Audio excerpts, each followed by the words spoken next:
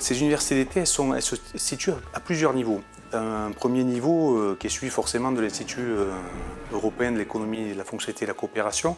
Et pour moi, c'est un essaimage indispensable sur les territoires pour montrer ce que c'est que l'EFC. C'est une bonne manière d'avoir une vision concrète des projets qui sont à l'œuvre et encore une fois dans cet écosystème assez complet d'acteurs. C'est un grand rassemblement d'individus d'horizons divers et complémentaires qui tous ont au fond d'eux quelque chose d'envie d'être acteurs de la transition écologique, avec plus de questions que de réponses et qui acceptent de vivre avec les questions. Et nous nous sommes lancés dans l'idée qu'il faut inventer, il faut expérimenter un nouveau modèle économique qui sort de ces traces industrielles, et c'est ce que nous avons appelé l'économie de la fonctionnalité de la coopération.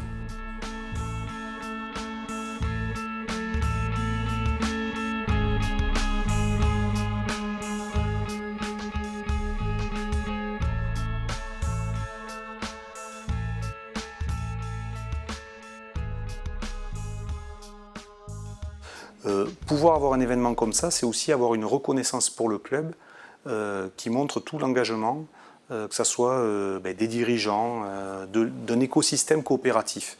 Il y a de plus en plus de communes qui s'engagent dans des démarches d'ouverture envers les citoyens. On a conscience aujourd'hui que c'est plus le maire qui décide seul en haut de l'étage de la mairie. Je crois que le citoyen doit aller frapper à la porte de ses élus locaux parce que les élus locaux sont en attente de ça. Il y a beaucoup de choses qui se passent localement. Et puis vous avez aussi des institutions qui portent des projets et des appels à projets pour aider les citoyens qui veulent s'engager. C'est l'occasion de se parler et de faire du lien. Et l'objectif de ces universités d'été, justement, c'est de faire du lien entre les pouvoirs publics, entre les dirigeants d'entreprises, entre les consultants en économie, de la fonctionnalité, entre l'univers des chercheurs, pour ensemble avancer vers cet enjeu qu'est la transition écologique. Tous nos tiers-lieux qu'on labellise, on fait une fédération des tiers-lieux, aujourd'hui il y en a 83. On interroge les territoires sur ce qu'ils attendent de la présence de ce tiers-lieu. On fait une étude de marché pour voir quelles entreprises voudraient intégrer ce tiers-lieu, qu'est-ce qu'elles attendent en matière de solutions.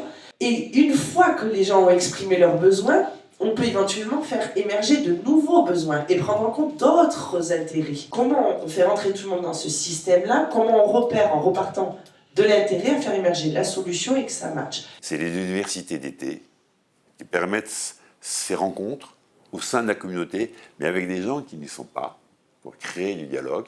Par exemple, à la table ronde hier, nous avions une personne en responsabilité de l'économie sociale et solidaire, ici, qui rentrait en dialogue avec nous. Chaque organisation sociale et solidaire, au final, elle porte un projet sociétal. Elle voit la société d'une certaine façon, et donc elle va traiter soit des modes d'échange économiques, entre les différentes parties prenantes, soit elle va traiter des questions d'inégalité, de justice sociale, d'engagement sur l'écologie. Les deux piliers de ce modèle de développement, ce modèle économique, c'est s'intéresser à la grande fonctionnalité de la vie, et leurs relations entre elles, et la question de la coopération du travail comme deuxième ressort. Ça interroge divers acteurs.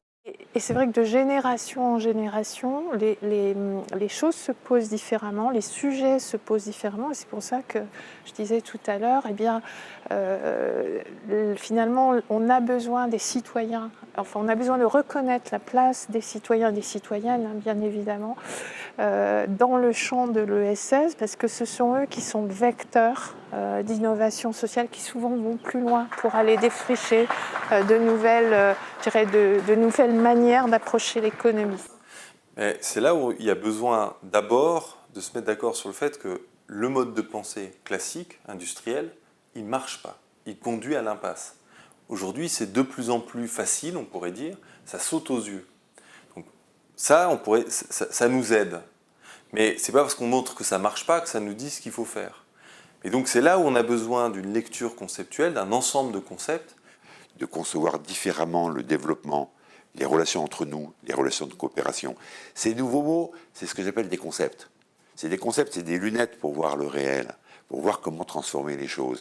C'est des lunettes nouvelles, c'est des concepts opératoires. Mais ces concepts, on arrive à les inventer, on arrive à les mettre en place à partir de deux convergences, des expériences, la question de l'expérience, et puis des apports de connaissances qui viennent de l'histoire de la pensée, parce que l'humanité s'est confrontée depuis son début à la question de la pensée et donc à la question des concepts. En parallèle, on se rend compte qu'en fait, en parlant avec les dirigeants, on a déjà des projets qui sont lancés.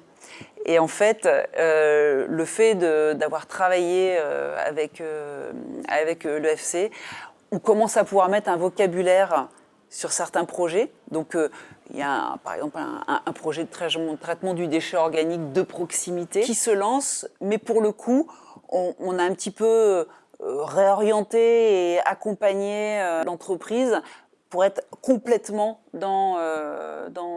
beaucoup plus dans l'EFC et se poser beaucoup plus de questions sur les externalités, pour se poser beaucoup plus de questions globales.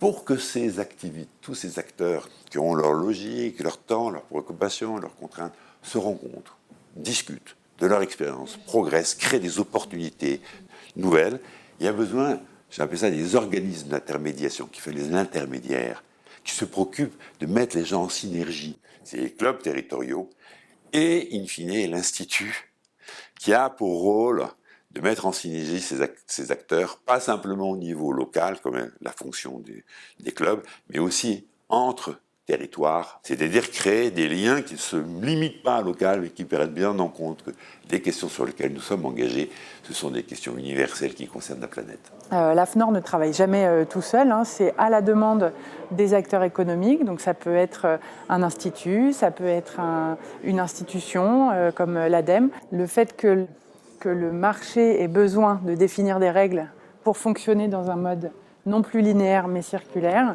ça veut bien dire que la prise de conscience, elle n'est pas que le fait de quelques-uns. Tout le monde a pris conscience de la finitude de notre planète. Voilà, on essaye, chacun à son niveau, de proposer des outils pour aider les entreprises, les institutions, les collectivités à prendre le train en marche de la transition.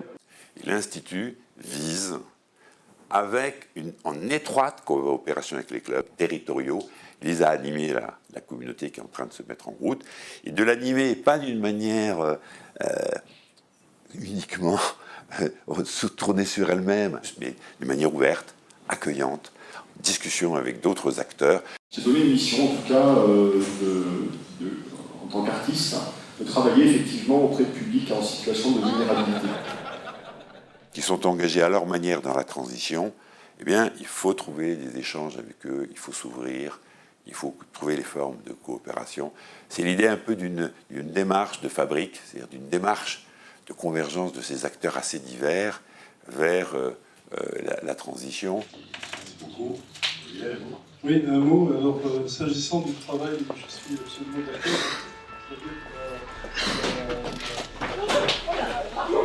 Excusez-nous, on est pas tous à installer.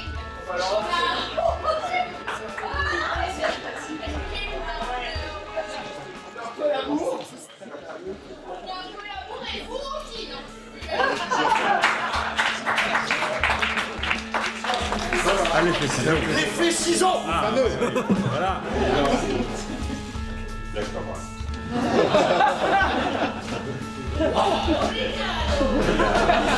Obrigado.